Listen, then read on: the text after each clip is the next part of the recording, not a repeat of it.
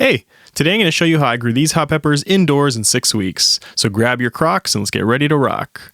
I grew them in these small containers that were actually from bocconcini, which is like a soft cheese.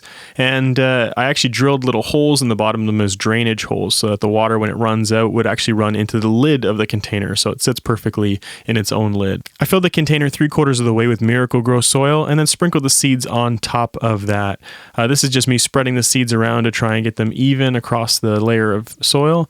And then I added about another 1/4 inch of soil and then made sure that everything was nice and wet. I've got some jalapeno peppers, some hot cherry peppers, and some basket of fire peppers here that are ready to start growing.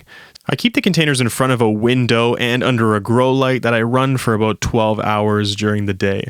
I keep the soil moist through the whole first portion of the process until I start to see growth, which you can see is happening here at 1.5 weeks. It's great to start to see these plants start to grow, and I'll walk you through the next few weeks. So this is 2 weeks of progress on the growth of these peppers.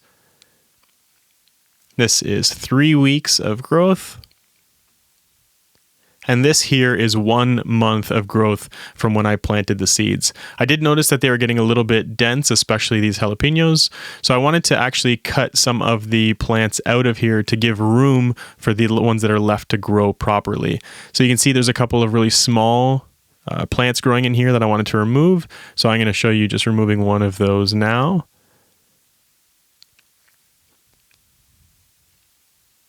And then I just tried to select some of the bigger plants to leave intact, removing any of the other ones that were close to it. So you have a bit of space around the bottom of each of the individual plants here.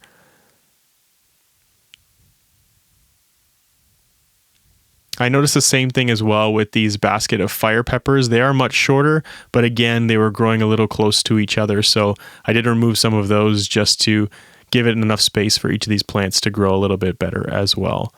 So there it is after those plants have been removed and they've got some space to grow. This is now at 5 weeks. And here is 6 weeks of growth. Thanks for joining me.